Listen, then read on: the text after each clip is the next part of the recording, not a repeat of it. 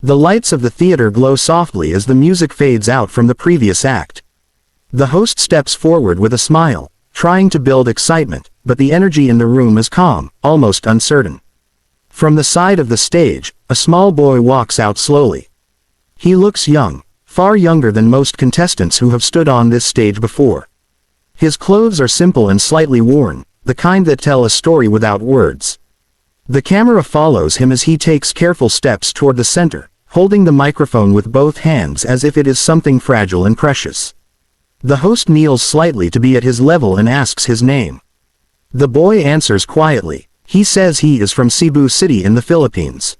His accent is gentle, his voice soft when he speaks. The host asks why he came all the way to Ireland. The boy explains that his family is poor, that his father works when he can, and that sometimes they sleep without dinner. He says singing is the only thing that makes him forget hunger and worry. He learned songs from an old radio that barely works, and Elvis Presley became his favorite voice because it sounded strong even when the world felt weak. The judges listen, polite but reserved. They have heard many stories like this before. Simon Cowell sits back in his chair, arms crossed, his expression neutral and guarded. He has seen thousands of singers, children and adults alike, and experience has taught him not to expect too much too soon. One judge smiles kindly at the boy, another nods, but no one seems prepared for anything extraordinary. The audience gives a supportive clap, the kind offered out of kindness rather than anticipation. The host steps away and the stage lights dim slightly. The music begins slowly. The boy takes a deep breath. For a brief moment, he looks smaller than ever, standing alone under the lights in a foreign country far from home. Then he opens his mouth and sings. The sound that fills the theater does not belong to a child. It is deep, warm, and powerful. It carries a tone that instantly reminds everyone of Elvis Presley, but it is not a copy. It is something raw, something honest. A wave of shock runs through the audience. People lean forward in their seats. Whispers spread like fire. Simon's head lifts sharply, his arms dropping as his posture changes completely. His eyes widen, fixed on the boy as if trying to understand what he is hearing. The boy closes his eyes as he sings, putting his whole heart into every note. His voice trembles not from fear but from emotion. It sounds like a story of struggle, of long nights, of dreams whispered in the dark. One judge raises a hand to her mouth, her eyes already filling with tears. Another judge shakes his head slowly, disbelief written across his face. As the song continues, the boy grows more confident. His voice fills the room, echoing off the walls, wrapping around the audience. People begin to stand without realizing it. Some press their hands to their chests. Others wipe tears from their eyes. This is not just a performance. It feels like a moment that should not be possible, a voice that should not exist in someone so young and so burdened by hardship. Simon leans forward now, elbows on his knees, staring intently. The tough critic who rarely shows emotion looks shaken. His lips part slightly, and his eyes glisten under the bright stage lights. He does not blink. He does not look away. It is as if he is afraid that if he does, the magic will disappear. The boy reaches the chorus, and the power in his voice increases.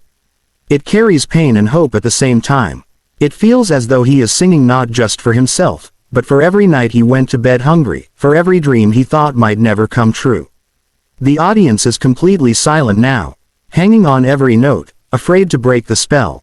One judge begins to cry openly, tears streaming down her face. She does not try to hide them. Another judge places a hand over his heart, breathing deeply as if overwhelmed. The camera cuts to Simon, and for the first time, his eyes are wet. He swallows hard, visibly emotional, his reputation forgotten in this moment. The final note comes softly, stretching into the air like a prayer. The boy lowers the microphone slowly.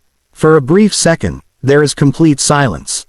No applause, no cheers, just shock. Then the theater explodes. The audience leaps to its feet, clapping, cheering, shouting. The sound is thunderous. People cry, laugh, and clap all at once. The boy looks startled, his eyes wide as he takes in the reaction. He bows his head slightly, overwhelmed by the noise and the love pouring toward him. Simon stands up. He does not clap immediately. He simply looks at the boy, his face filled with something between disbelief and admiration. Then he begins to applaud, harder than anyone else. His eyes shine with tears, and he makes no effort to hide them. The judges all rise to their feet, giving a standing ovation that seems endless. When the noise finally dies down, the host returns to the stage, smiling but clearly moved. He turns to the judges for comments. One judge speaks first, her voice shaking as she says she has never cried this early in a season. She says that what they just witnessed is why this show exists, to find voices and stories like this that the world might otherwise never hear. Another judge says that the boy did not just sing a song, he shared his soul. He says the pain and strength in that voice cannot be taught. It can only be lived. Then Simon speaks. He pauses for a moment, collecting himself. When he finally talks, his voice is softer than usual, cracked with emotion. He admits that when the boy walked onto the stage, he did not expect much.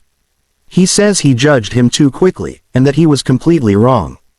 He tells the boy that he has heard thousands of singers across the world, but what he just heard is one of the most unexpected and powerful voices he has ever encountered. Simon wipes his eyes and continues. He says that coming from Cebu City, growing up with nothing, and standing on this stage in Ireland, singing with that level of emotion and control, is extraordinary. He tells the boy that he did not just sound like Elvis, he honored the spirit of Elvis by making the song his own.